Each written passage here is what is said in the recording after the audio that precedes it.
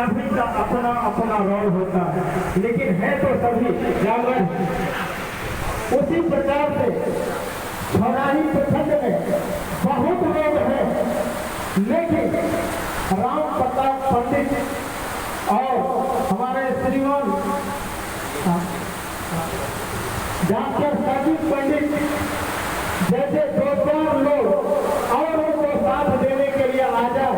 तब ये बोले थे कि हमने बेगूसराय में टॉप किया है, हो सकता है तो छौराही के बदौलत आप बिहार में भी टॉप कर सकते हैं। इसलिए इनके और राम प्रताप जी के हाथों को मजबूती प्रदान की आवश्यकता है और आशा है कि छौराही के लोग आपको अवश्य मदद करेंगे, आप हिम्मत न हारेंगे। अब कहना यह है कि हम सभी लोग आते हैं और कहते हैं कि हमारे समाज को जागना होगा, ऊपर उठना होगा, लड़ाई लड़ना होगा। भाई कहने से क्या होगा? सभी लोग जानते हैं कि उठना है, एक से होना, एक का होगा कैसे? इस पर बल देना होगा। आप बताइए कि अभी बिहार से लेकर यूपी तक पूरे जातिवाद की लहर चल रही है। आपके पास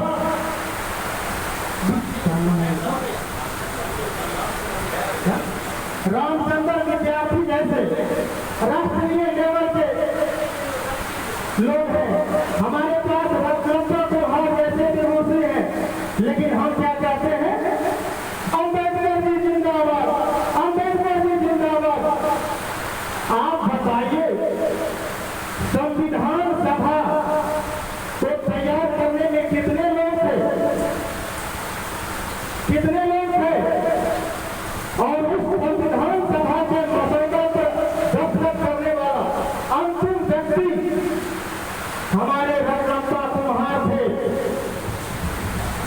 सभी लोगों ने, दलितों के पास रामविलास पासवान है, सैनिक के पास मुकेश सहनी है, ठाकुर के पास कौन ठाकुर है?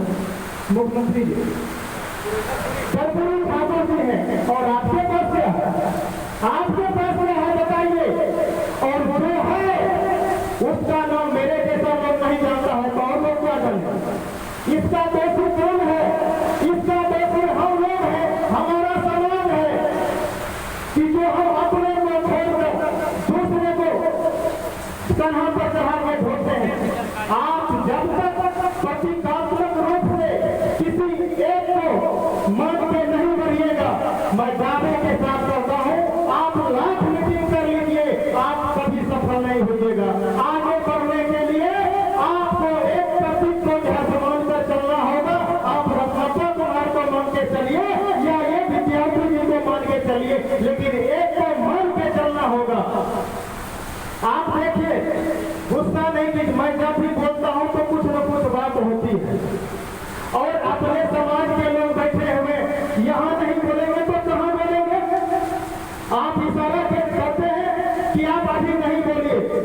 सबसे पहली बात कि जब आप अध्यक्ष को नियुक्त किए हैं तो अध्यक्ष के अनुसार चलिए, तकलीफ नहीं मानिएगा। आप बुजुर्ग हैं, आप किस हैसियत से इनका माइक ले लिए बताइए? तो आप अध्यक्ष जी आपको आमंत्रित करते तब आप माइक लेते।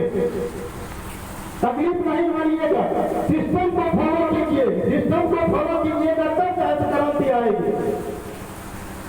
तो हम कहना ये चाह रहे थे कि प्रतीकात्मक रूप में जब तक आप एक को मान के नहीं चलिएगा, आप आगे नहीं बढ़िएगा।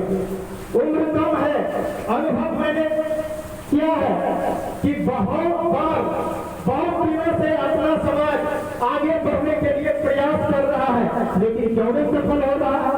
जब चुनाव आता है, कोई पार्टी कहता है कि भैया हमको मदद कर दो, तो जब 10-15 रुपया दे दिया, उसके पीछे हमारे प्रदेश अध्यक्ष, जिला अध्यक्ष चले जाते हैं। इस बार इसको पार्टी को वोट देना है, उस बार उस पार्टी को वोट देना है। तो आपकी औकात क्या है? आप जब तक अपनी औकात नहीं दिखाइएगा, बिहार हो या भारत का कोई पार्टी आपको तरजीह नहीं देगी। आप सिर्फ ख्याली बात करते रह जाएंगे कि हमको टिकट मिल जाएगा, हमको टिकट, कोई पार्टी आपको टिकट देने वाली नहीं है। राजकुमार जी, आपने प्रयास किया है, कड़ी मीटिंग था, हम आपके प्रयास की सराहना करते हैं। आप सबसे पहले यहाँ जितने भी लोग बैठे हुए हैं, कोई पार्टी का नहीं है, सिर्फ समाज अपने प्रजापति समाज के सदस्य हैं।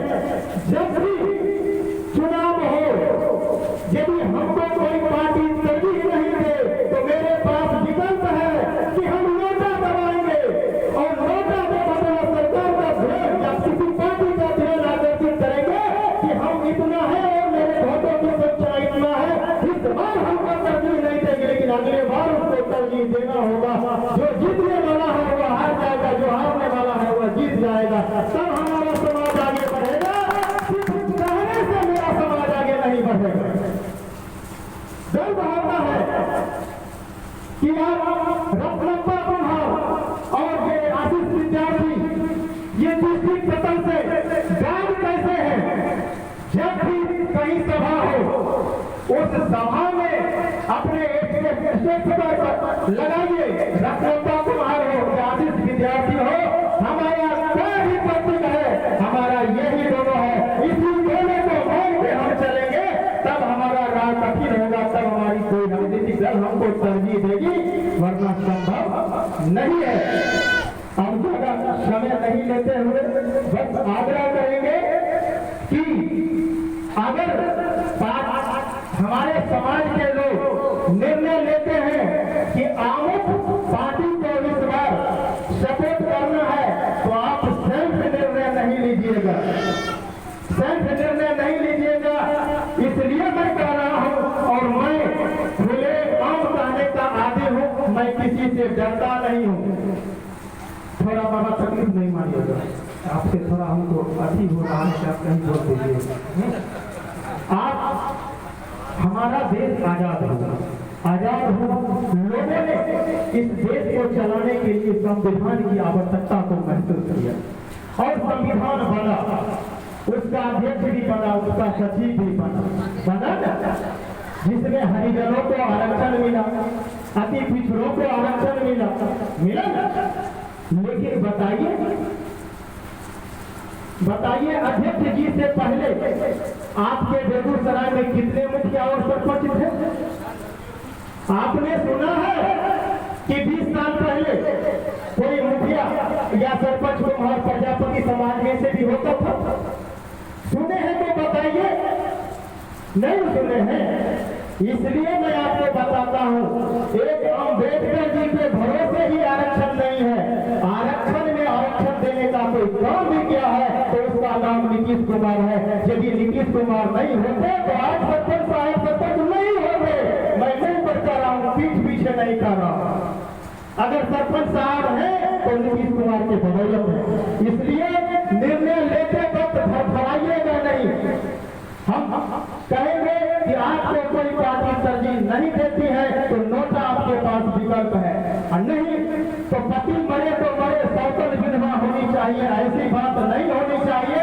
पूरे राय मसगिरा के साथ किसको इस चुनाव में मतदान करना है, पूरी कमेटी के निर्णय पर आगे निर्णय लीजिएगा। इसी के साथ बहुत बहुत धन्यवाद, नमस्कार।